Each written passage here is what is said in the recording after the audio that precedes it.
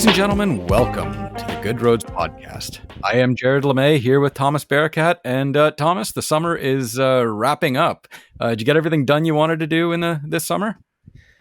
Yeah, Jared, like every summer, it goes by a lot too quick and it's too short. But I think we got most of the things we wanted to do this summer, which is essentially getting set up for the fall and the super busy season that is just around the corner now. So, yeah.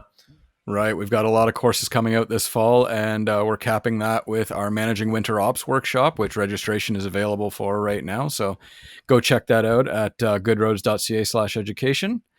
And the newest issue of the Good Roads Quarterly is out with all of your exploits from Italy. So check that out, right, Thomas?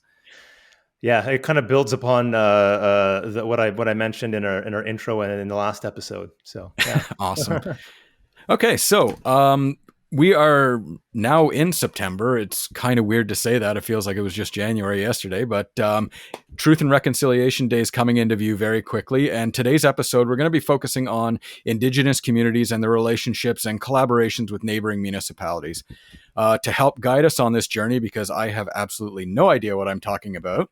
She's the CEO of First Nations LNG Alliance. She has also served as the elected chief and council member of the Wet'suwet'en First Nation. Did I say that right?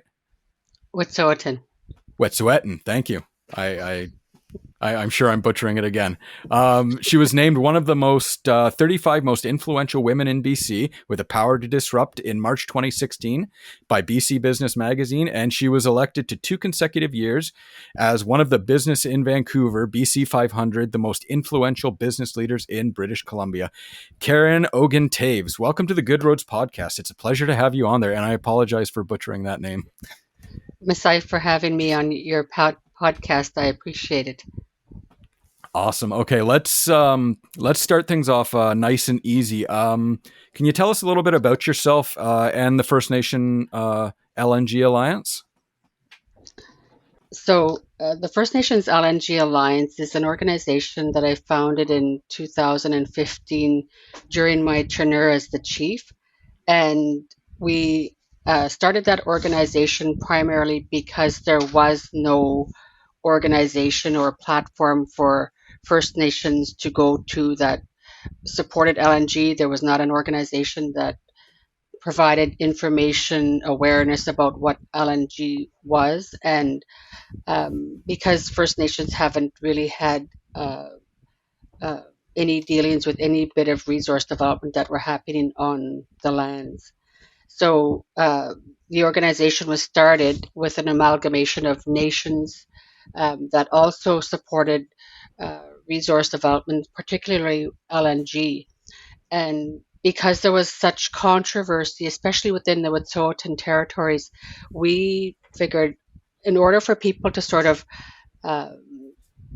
make an informed decision, they need information and awareness on what it is that they're either choosing to support or not support, and what it means to our nation. So that was the whole purpose and intent of starting the organization and really promoting it, because there was benefits going back to the community in ways we've never seen before.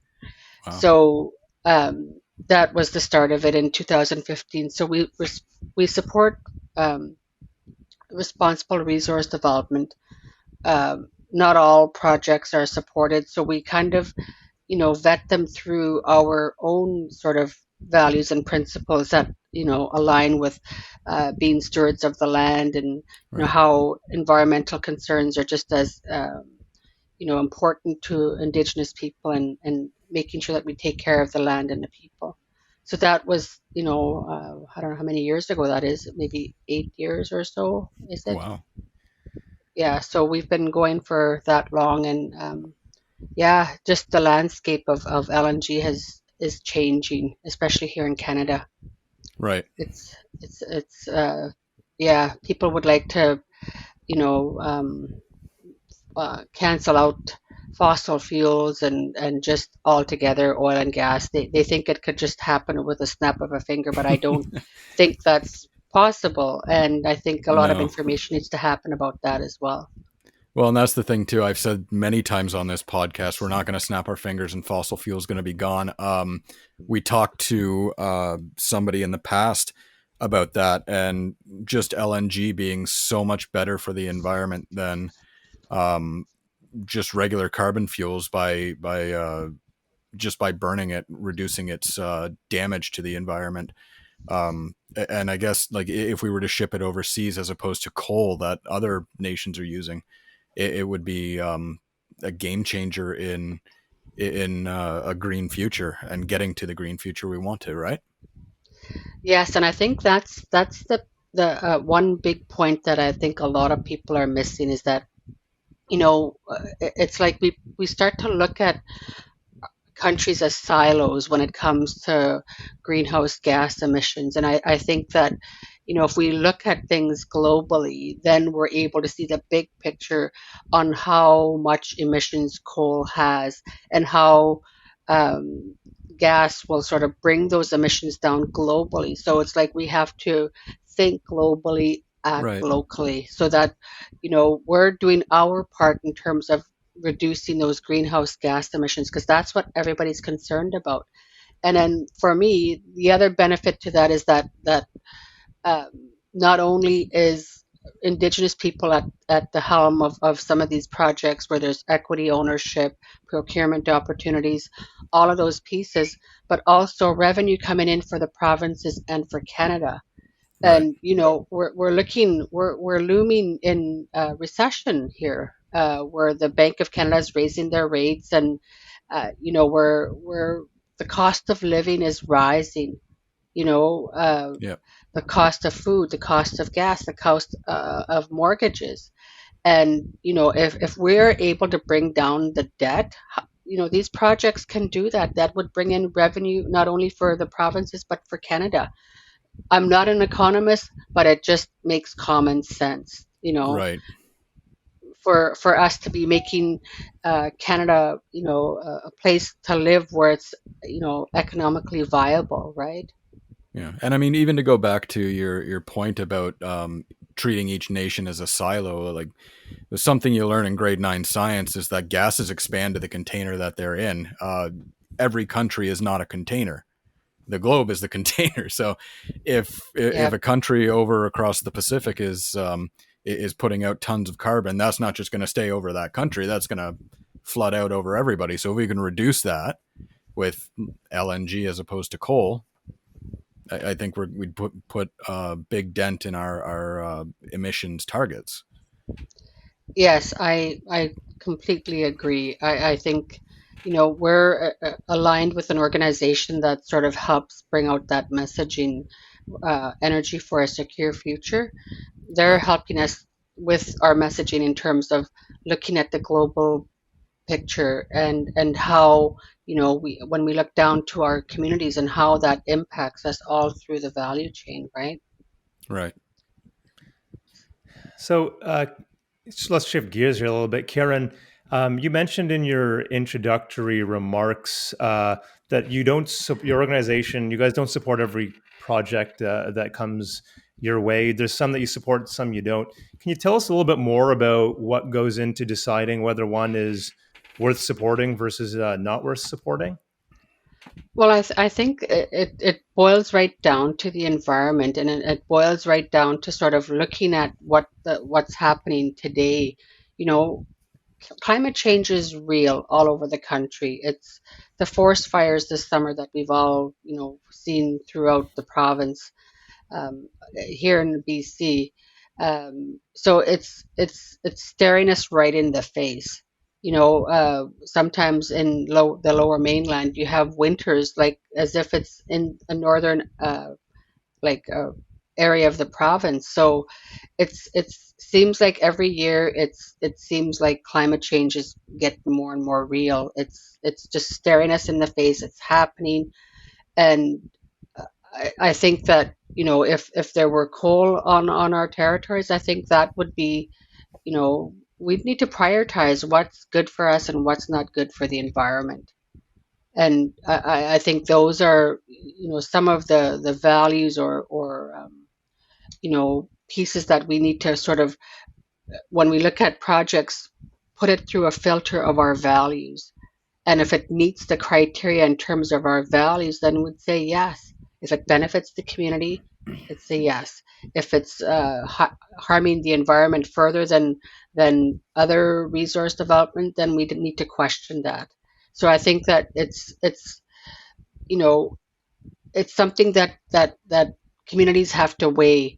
And in an ideal situation, especially where I'm from, we have the elected councils and we have the hereditary system.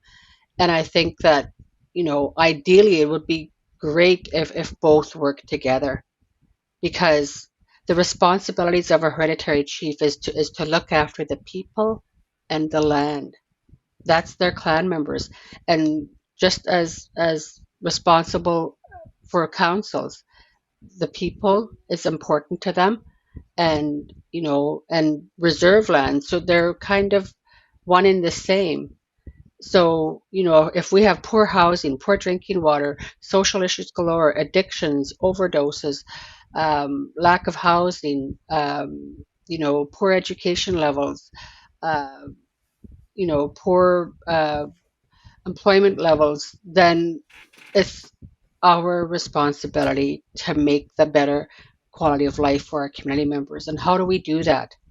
We cannot solely rely on Indigenous Service Canada for funds, because it's bare bones. Right. You can't build a house with $40,000. Like, you have to think about those things. So, and when communities stand on their own 2 feet and be able to do those things for themselves, that's empowering. You're not relying on Indigenous Service Canada for funds to do the things that you want for your community. You know, one of the pieces that I think is also critically important, that I like to mention, because every single Indigenous person in Canada has been impacted by residential schools.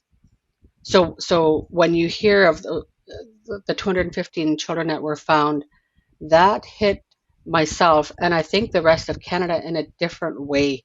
Yeah. Like, you could read it in a history book and say, oh yes, there was children buried outside of those schools that were meant for education, not for a burial ground. Right. So that made it real, that this really happened. And, like, how do we overcome those issues? Because we're dealing with intergenerational trauma. Every community, from my perspective, because I have a background in social work, we need to be really making a plan in terms of dealing with the trauma. And Dr. Gabor Mate talks a lot about that. Like, he has a method of compassionate inquiry sessions for people that have unresolved trauma, because that's what we're dealing with, is people with unresolved trauma. Well, can we handle that on our own? I believe that communities need to come up with their own plan and have their own resources, financial resources, to help heal our communities. And I feel like that's part of the stepping stone on why I do the work that I do, because it boils right down to the people on the ground that are impacted generationally.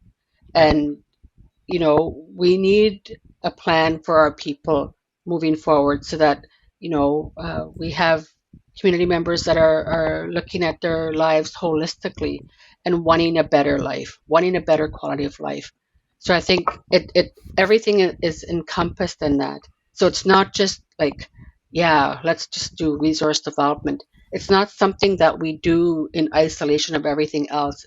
It's almost like a holistic approach on how we view how these resource projects impact our community and what are the benefits that come back to our community members. So that's what I see as an Indigenous person, as an Indigenous woman, and how we can work together.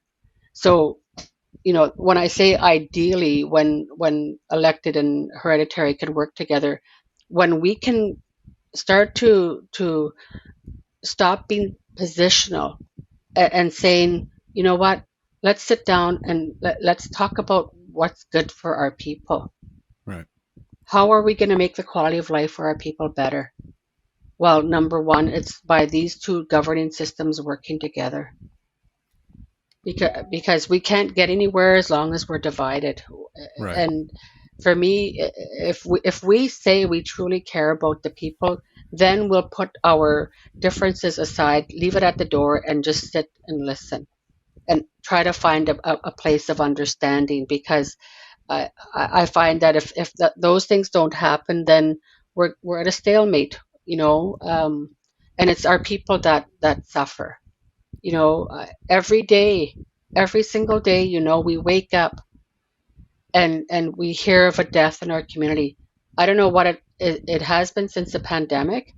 Like our community, we have maybe 300 people that are members, and we have lost over 14 people in Wow. our community. Just the other day, we lost a 27-year-old girl That's too who young. had she had two babies, and it's just the death stats are rising in our communities, and it's just sad. We have grief blanketing our communities, and so we need grief counselors in our communities to deal with the aftermath when somebody passes. It just seems like those are the things that leadership faces. Yeah. And you know from my perspective, being in leadership, it does mean, how do I make a difference as a leader? How do I impact our community in a good way that people can say you left a legacy for our people? And I think with projects like this, you can give your community the independence that they need to start dealing with these issues and problems that have arisen. yes, and when I think about it, when I was on council, I'd have our ECDev and natural resource teams working together, because I find that those two particular portfolios are what helps drive a community forward Right. economically and socially. And so those were the two portfolios that I held when I was on council, because we were able to bring in revenue from natural resources from different projects, and then creating business opportunities. So, we had to start our economic development organization because we needed a business arm that could look at every business opportunity that would want to come through our community, Right. and looking at the equity ownership pieces. So I think that was really important, being able to separate the politics and the business. And I think that's still an issue within our communities that needs to be done, because we need to let the business minded people think about, how can we make money from this? How can we Right. generate revenue for the community so that there's, return on investment here? And I think that's really where a lot of communities need to be. And when you think about BC, if we have 600 plus First Nations across Canada, and a third of the First Nations are in BC. We have 200 plus First Nations here in BC, and they're quite diverse. And up in the north of BC, you have 50 First Nations. So it's like a quarter of the First Nations live in the northern region. Right. And you know, since the 1950s, we've had pipelines being put in. We've had transmission lines, highways, power poles put in without any consultation or accommodation going back to the First Nations. Wow. There So was I no. Go ahead. sorry. I got to ask you, and this will sort of shift back to the municipal aspect of this. In Ontario, we're doing a lot of development up north, minerals for EV batteries and so on and so forth. A lot of this is on indigenous land as well. Um, I guess my big question is, how can municipalities and the government work with the indigenous community to, um, I guess not I guess yeah, not cause problems and help as much as possible to I guess extract these resources and work with the First Nations to help them grow and help them, I guess, become more independent. Well, I think from my perspective, to try to put it bluntly, is that they need to learn how to include Indigenous people in the sandbox and be nice in the sandbox and think Right. outside the sandbox, because I think that for so many years, as long as we know, that government and industry and the churches worked hand in hand, and Indigenous people were just excluded. We were just Yeah. left out of the equation. I just finished my MBA last year, and I had to do a lot of learning about my own background as a Gitsan Wet'suwet'en woman. And when I read the book that Antonio Mills wrote on Eagle Down is Our Law, that book really informed me as a Gitsan Wet'suwet'en woman. And, had that court case been won, that meant, and that was the biggest threat, is that you know, the government of the day would need to share resources with Indigenous people, and they couldn't have that, could they? Because that meant having to share. That meant maybe helping Indigenous people out of poverty. And so now the landscape is changing. The tides are turning. It's nowadays it's like major projects know that they can't go through any Indigenous territory without any consultation or accommodation. You Right. know, there was a fellow that wrote a book and he wrote a sequel to it. He said his first book, he talked about how there had to be 200 court cases that were filed from Indigenous people that were won. And now he's updated it and he said there's 349 court cases that First Nations continue to bring government and industry to court, and they're continuously winning. What does that say? What does that say for the provinces? What does that say for the municipalities and Canada? Yeah. It's time. It's time that our people start to benefit.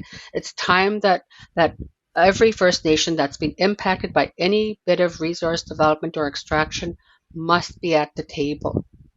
Why waste court time? Why waste financial resources to have to fight in court when we know Indigenous people have been here, and you know if our communities are being plagued with poverty, then this is one of the keys. This is one of the ways to help Indigenous people in Canada is to look at the economics. You know, who likes to be dependent on government? I don't think anybody does. No. You know, we want to empower our people. We want to empower nations to stand on their own 2 feet and do for themselves.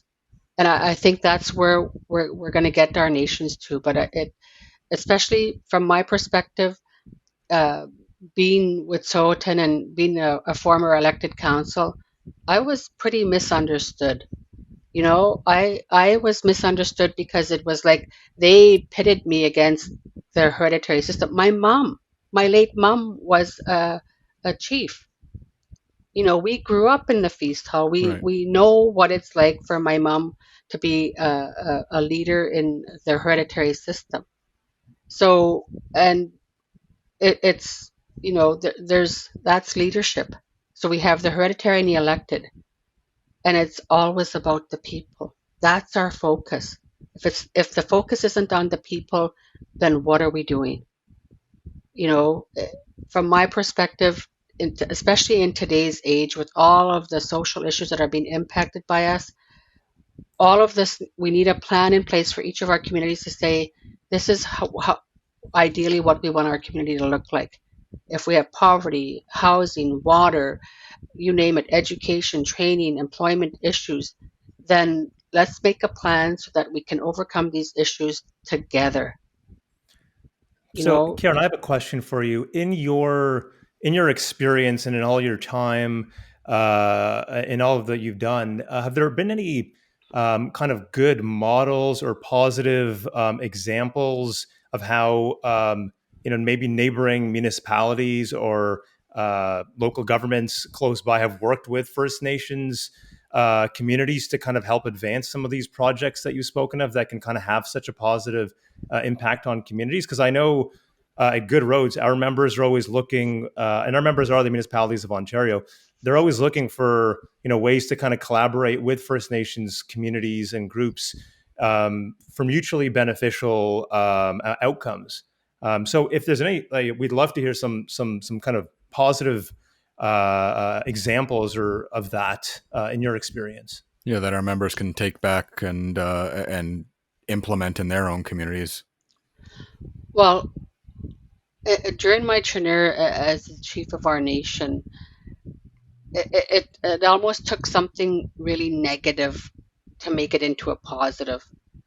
And the example I will use is when the Babine Forest mill had exploded, and we lost two of our people. One was my brother-in-law, and one was my cousin. And it hit the Burns Lake community so hard. It was such a devastating thing to experience.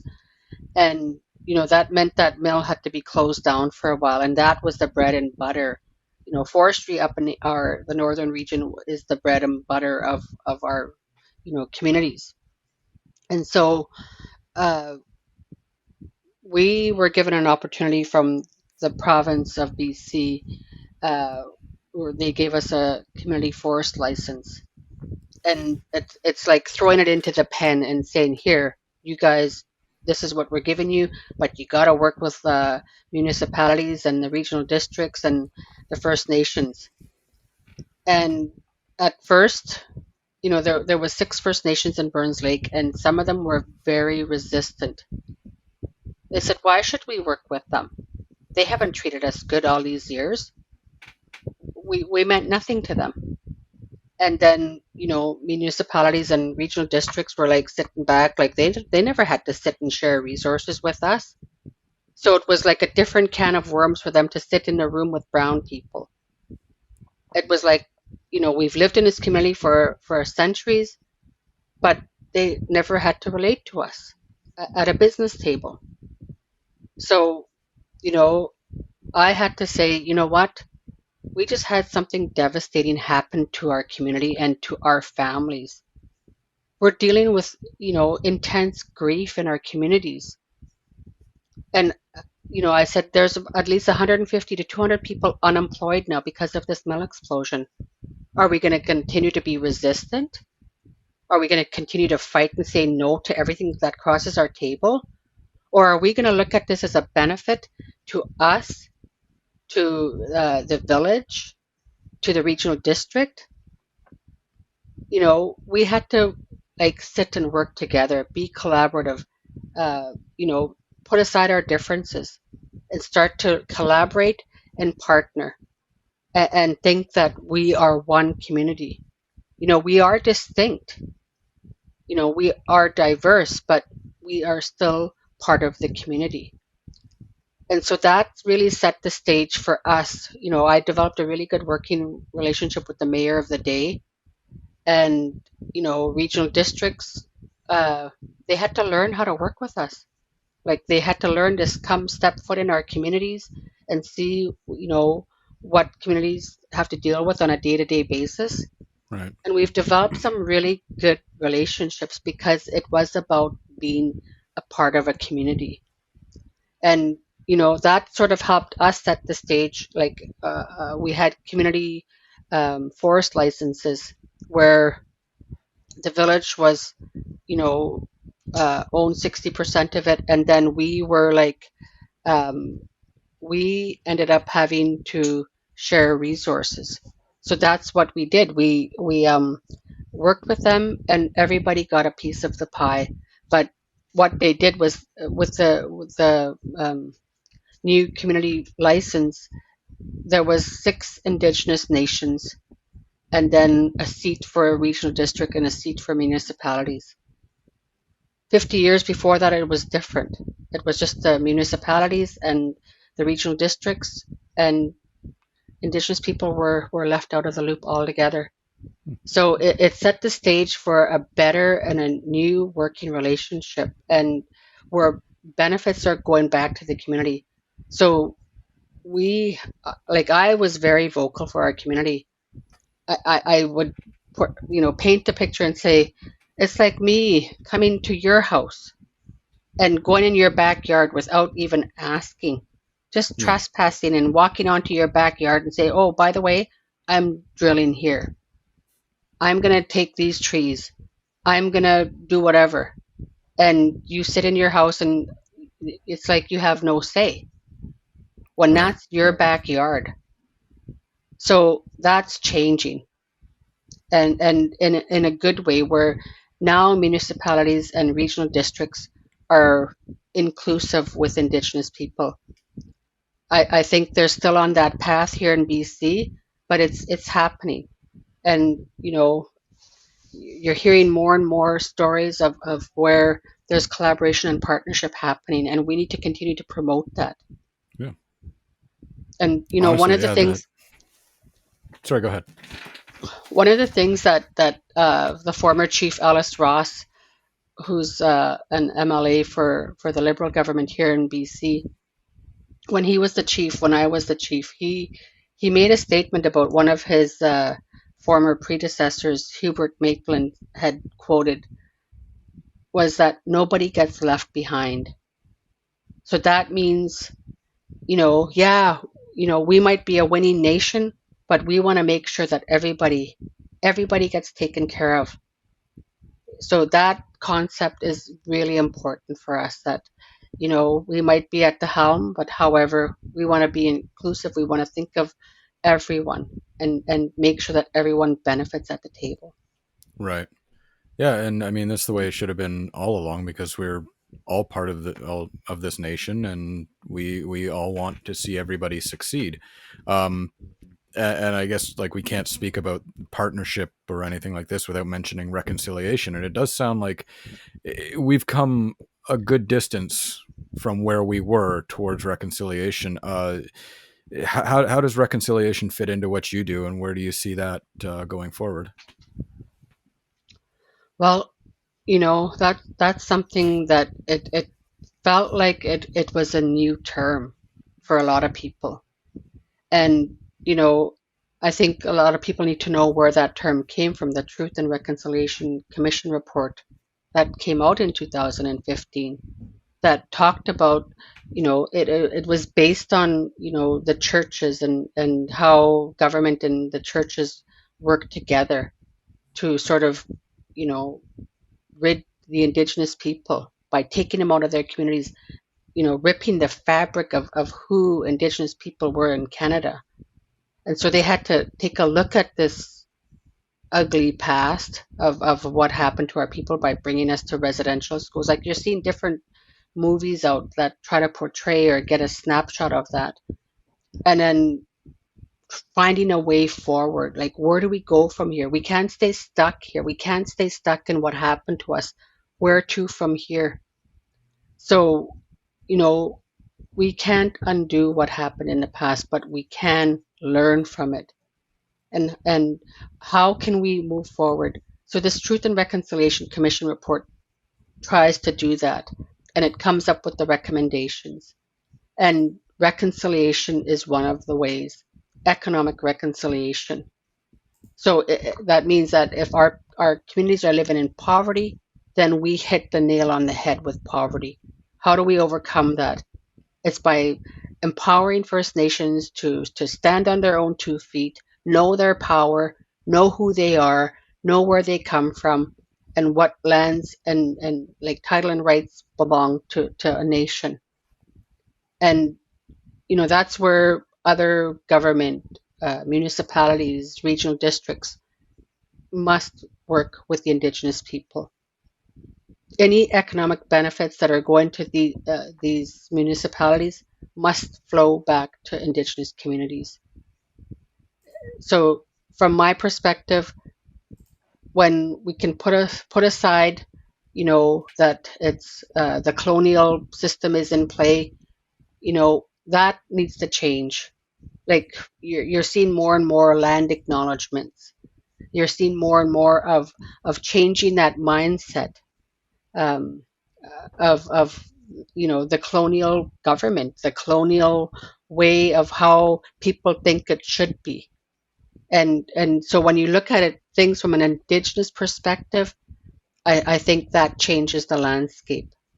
You know, like I said earlier, not every nation is going to approve every project going through their territories, Right. and that's where the respect comes into play. How do we find a way forward when nations say no? Like I said, I use that scenario of coming through your backyard. Yep. If it's going to make a big mess and create more environmental damage, are you going to say yes to it just because there's money in your pocket? You're probably going to Right. say no. I got to live in that backyard. So I think it's just about being responsible in terms of what projects we're going to support. Yeah. Yeah, it's interesting Honestly. that you.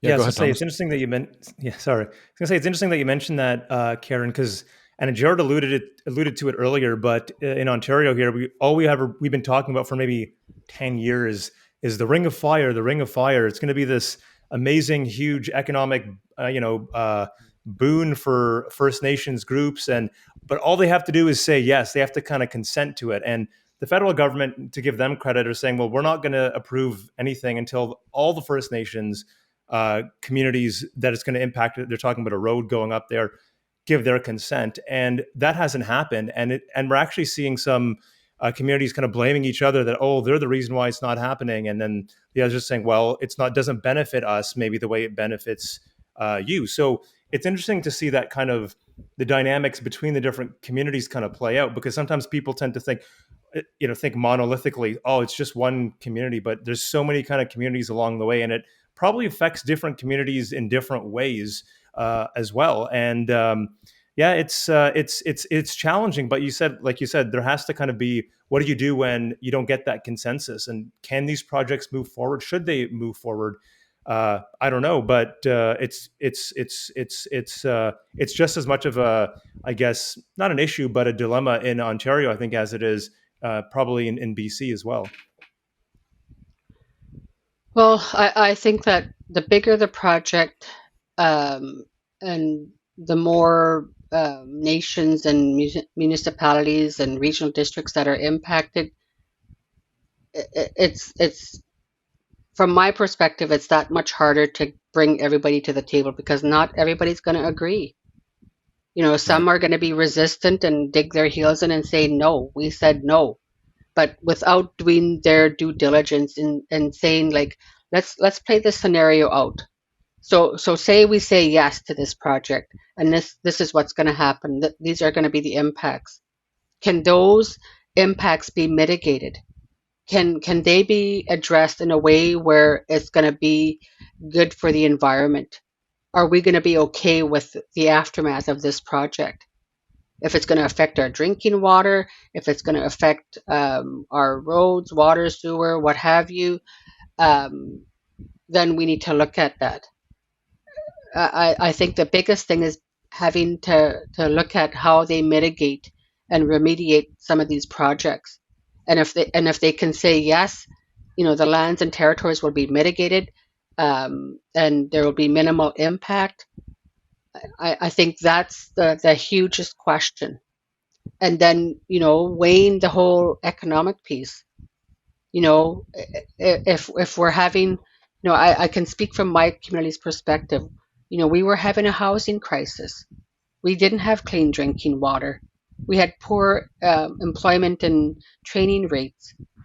So if any project is going to help us address the housing issue, bring us clean drinking water, and employ our people and train them, and give them an opportunity to get a red seal ticket or a university degree, then I'm going to say yes.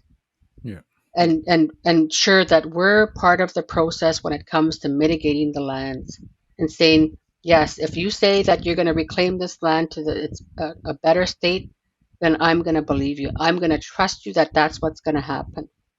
So I think it's going to take a lot of consultation, good consultation with communities, meeting with all community members, elders, youth, people within the nation's administration offices, natural resource departments, For us, it would be making sure our hereditary chiefs are on board.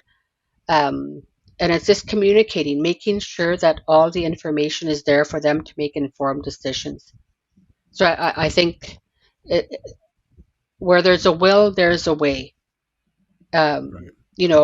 Like you think about Alberta, where Enbridge had got 23 First Nations to an equity ownership deal. Yeah. It's doable. It's doing it in a way where it's inclusive, where it's respectful, where we lay everything out on the table. We lay the good and the bad and say this is how it's going to be. This is how we can work together. We can collaborate on the mitigation to ensure that there's economic benefits going back to your community. And That to be you're fair a too, part of the it's process. also it's also about follow through, and not to toot the oil and gas industry's horn too much, but my dad worked in Alberta, and they had to dig up a road once. The oil and gas industry, I'm not going to name which one, but they had to dig up a road, and they said, yes, we'll put it back to as good or better, and they were true to their word.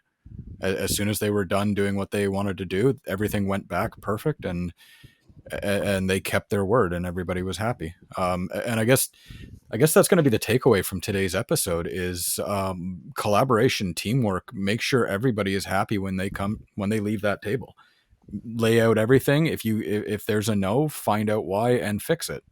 Make sure everybody is happy, and that's a good takeaway for municipalities and governments, for especially in Ontario, working in the Ring of Fire or wherever in Ontario. And Is it fair in saying that? I think, and the biggest piece, and I guess that you could say this with any relationship that you have, is building a level of trust. Trust. Right. If our history was, very bleak in terms of trust, so that's going to be something that needs to be built over time. And if you say you're going to do something, then we're going to hold you to it. If you Right. say that we're going to mitigate this together, then we're going to hold you to it. If you say that these impacts are going to happen, how are we going to overcome them? So I think that trust has to be built throughout the whole process, right from beginning to end and beyond the project. And for me, that's the relationship building piece that is critical and key, because we've had too many uh, major projects come in, and this is what how not to is come into Indigenous communities and say, "Oh, hi, how are you? I'm so and so, and this is who I work for, and this is our plan." And right off the bat, it's like, how did I have any say in any of this? Yeah. So it's like, don't come with your plan in place. Come with just you as a person and just saying, like, how can we work together? I see that there's economic issues that are going on in your communities. How can we help to make that a better place for your community members? So I think coming with open minds, open hearts, and open to suggestions from the Indigenous communities, that's how you're going to build trust.